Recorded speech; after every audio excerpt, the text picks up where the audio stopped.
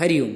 मैं हूँ अरुण और अब कहाँ दूसरे के दुख से दुखी होने वाले पाठ के अंतिम और बहुत महत्वपूर्ण अनुच्छेद के बारे में बताऊंगा। लेखक के माँ उनको कहती थी कि सूरज डले आंगन के पेड़ों से पत्ते मत तोड़ो क्योंकि वो पेड़ रोएगा। दिया बत्ती के वक्त फूलों को मत तोड़ो क्योंकि वे फूल बहुआ देते हैं। दरिया पर जाओ तो उसे सलाम किया करो, वह खुशी हो जाएगा। कबूतरों को मत सताया करो, वे हज़रत मोहम्मद को अजीज़ है। उन्होंने उन्हें अपनी मज़ार के नीली गुंबद पर घोंसले बनाने की इजाज़त दे रखी है।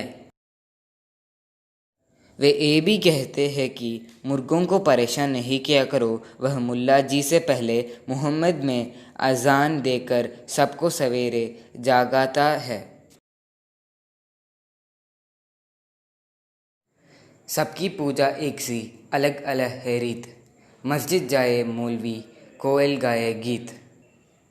यह कहता है कि सबको अपनी अपनी तरह से उनकी स्वामी को पूजा करती है।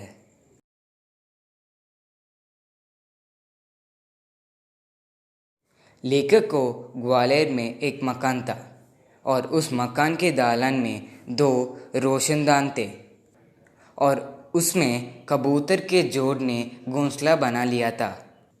एक बार बिल्ली ने उचककर 2 में से एक अंडा तोड़ दिया और लेखक की माँ ने उनको देखकर दुख हुई। उसने स्टूल पर चढ़कर दूसरे अंडे को बचाने की कोशिश की, लेकिन उन कोशिश में दूसरे अंडे उसी के हाथ से गिरकर टूट गया और कबूतर परेशानी में इधर उधर फटफटा रहे थे। उनके आंखों में दुख देखकर लेखक की माँ की आंखों में आंसू आ गई। इस गुनाह को खुदा से मुआफ़ कराने के लिए उसने पूरे दिन रोज़ा रखा। दिन भर कुछ खाया पिया नहीं, सिर्फ रोती रही और बार बार नमाज पढ़ कर खुदा से इस गलती को मुआफ़ करने की दुआ मांगती रही।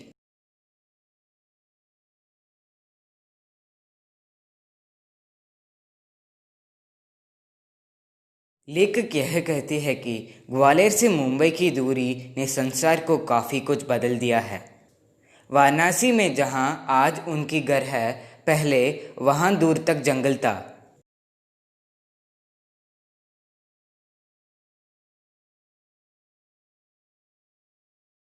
पेड़ थे, परिंदे थे और दूसरे जानवर थे और अब वहाँ समंदर के किनारे लंबी चौड़ी बस्ती बन गई है। और उस बस्ती ने ना जाने कितने परिंदों चरिंदों से उनका घर छीन लिया है। इनमें से कुछ शहर छोड़कर चले गए हैं, जो नहीं जा सके उन्होंने यहाँ वहाँ डेरे डाल लिया है। इनमें से 2 कबूतरों ने उनके फ्लैट के एक मचान में घोंसले बना लिया है। उनके बच्चे अभी छोटे हैं और उनको खिलाने पिलाने की जिम्मेदारी अभी छोटे कबूतरों की है। उन दिनों पर वे कई बार आते जाते हैं और क्यों ना आए जाए, आखिर उनका भी घर है। लेकिन उनके आने जाने से उनको परेशान भी होती है। वे कभी किसी चीज़ को गिराकर तोड़ देते हैं, कभी लेखक की लाइब्रेरी में घुसकर कबीर या मिर्ज़ा गालिब को सताने लगते हैं।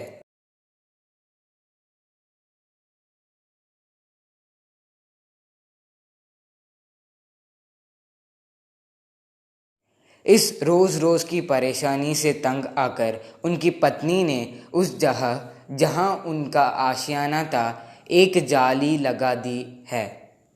उनके बच्चों को दूसरी जगह कर दिया है। उनके आने की खिड़की को भी बंद कर दिया जाने लगा है।